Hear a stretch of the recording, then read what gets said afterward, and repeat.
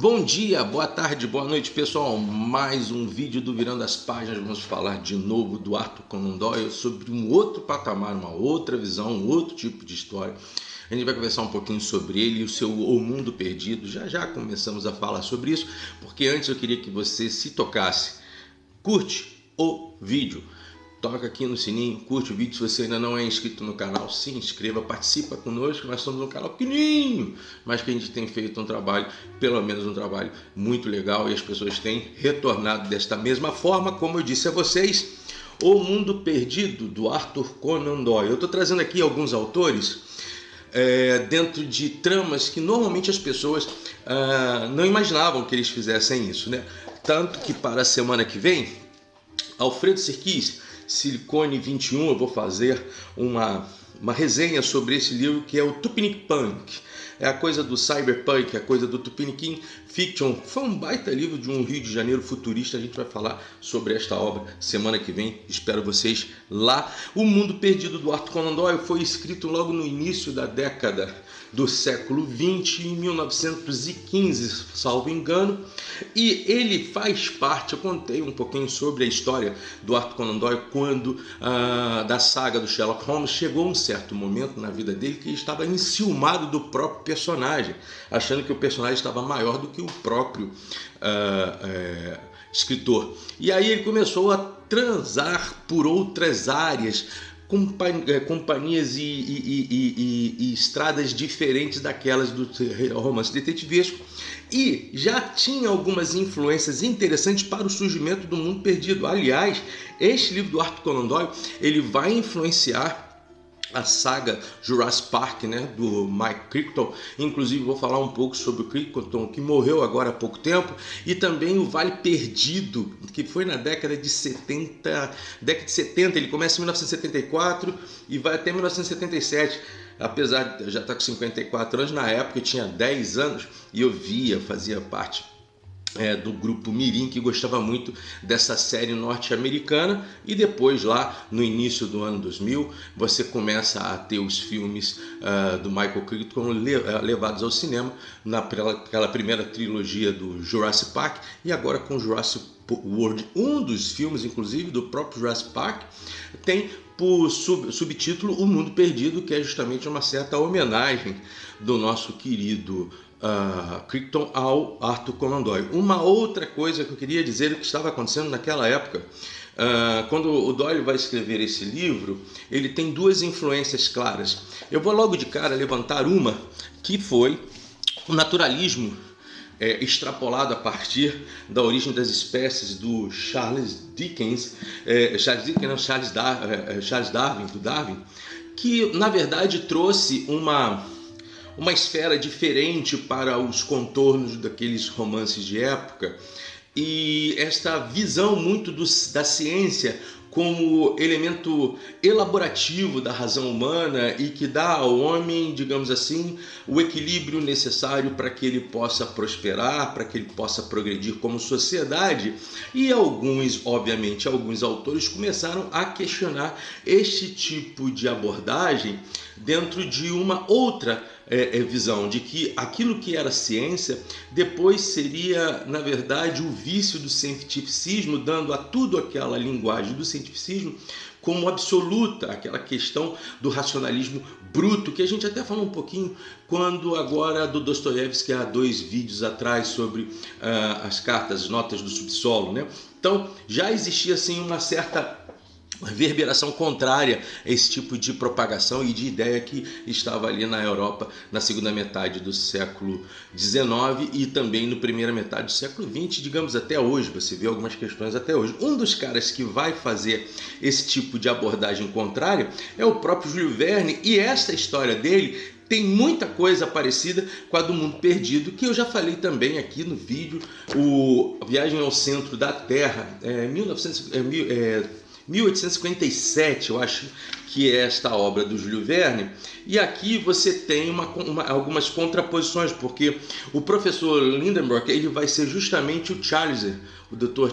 George Edward Challenger, todos dois excêntricos, todos dois com ideias contrárias às casas de ciência da época, às escolas científicas, todos dois vão fazer desafios a essas escolas, precisarão ter ao seu lado um jovem que fosse interessante para prosseguir com ele. No caso do Viagem ao Centro da Terra, você tem o Axel, e no caso do Mundo Perdido, você tem o Edward Malone, né?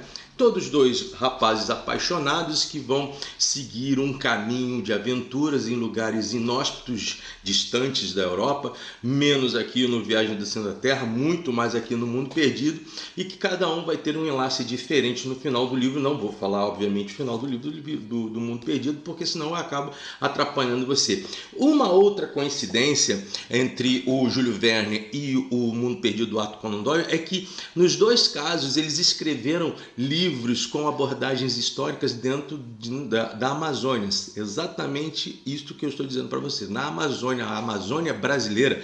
Tanto que este livro aqui vai falar de Manaus, vai falar de Pará, vai trazer os nomes dos nossos queridos irmãos do norte, e vai trazer também toda aquela cultura misturada entre os cafusos, os indígenas, personagens que não são tão satélites assim aos quatro que acabarão por ir na Amazônia.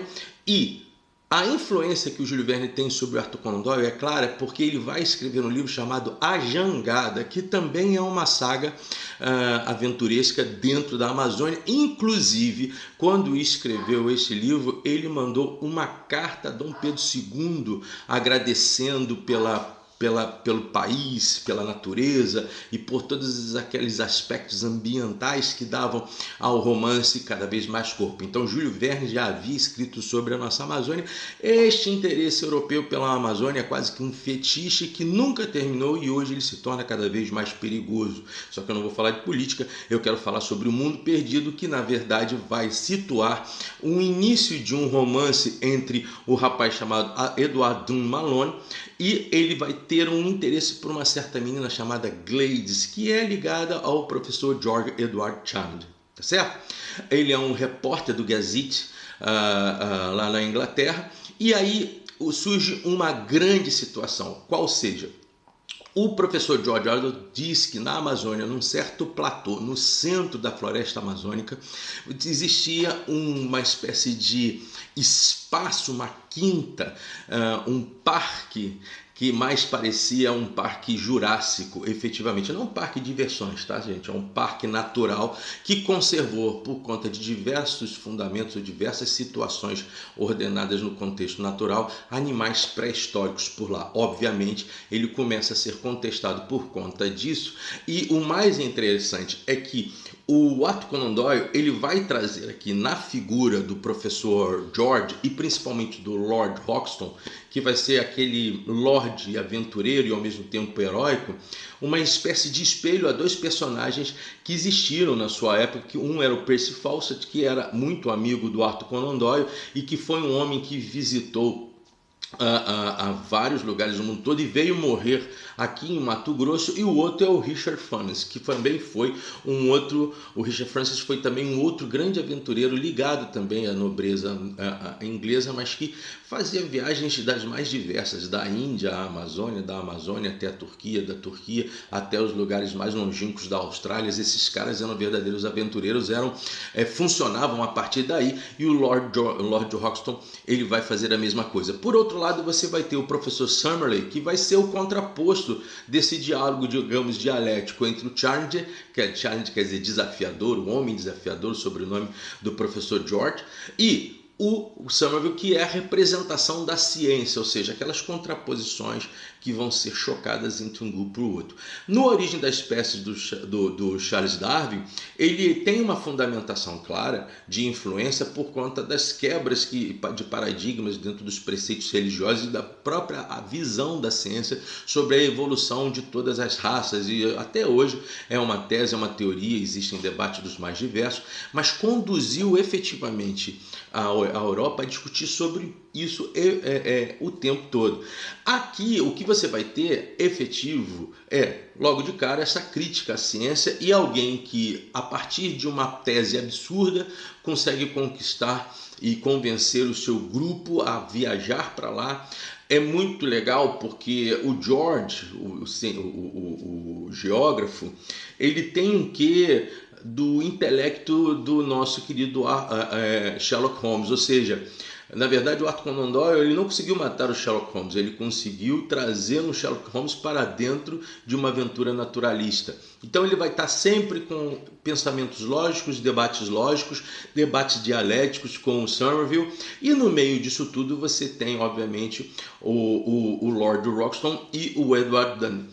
Mostra também as questões já na época dos tabloides ingleses, que até hoje agora você tem o Daily Mail, alguns tabloides que estão sempre ligados a esse tipo de conversa que vende no jornaleiro, vende no jornal, vende as notícias para o público em geral.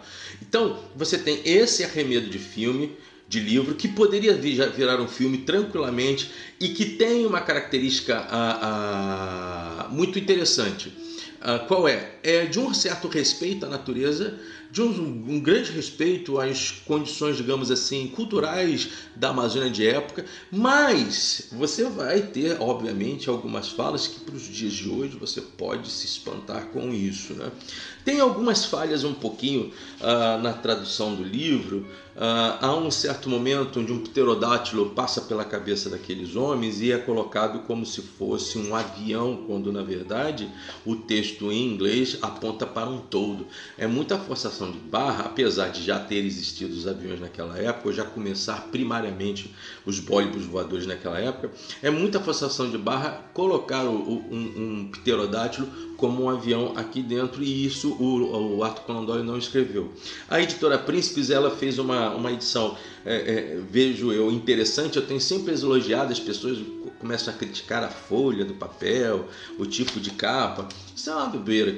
Para mim o que interessa é o conteúdo, e eles acabam publicando conteúdos interessantes no sentido de cada vez mais produzir obras para o público lá em base, aquele público que não pode comprar um livro de 80, 90 reais e acaba comprando esse aqui por 10 reais no mercado em geral, nos camelôs, nas ruas.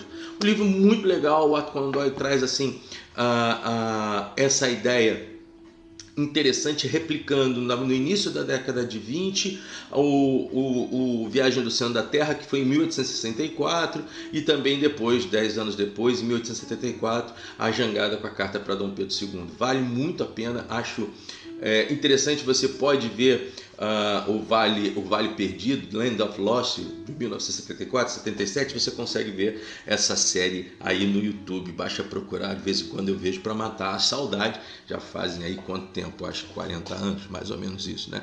Um pouquinho menos. Mas um livro legal para você ler aqueles dias que você está de noite ou está numa chuvinha, como está hoje aqui no Rio de Janeiro, e você quer ler um livro leve, sem pensar em muita coisa. O Mundo Perdido, do Arthur Conan Doyle, vai, na minha visão, uma boa ideia, uma boa dica para leitura. Tá certo? Lembro de novo, curta o canal, participa, né, aqui com a gente nos vídeos, inscreva-se no canal, na verdade, aperta lá no sininho e distribua a alegria da leitura. Como eu sempre digo, supere-se, aprenda mais, ler é bom. Foi curtinho o vídeo hoje, né? Virando as páginas. Até a próxima. Curte o canal, inscreva-se no canal, curte o vídeo. É isso tudo aí, você já entendeu. Até logo, gente.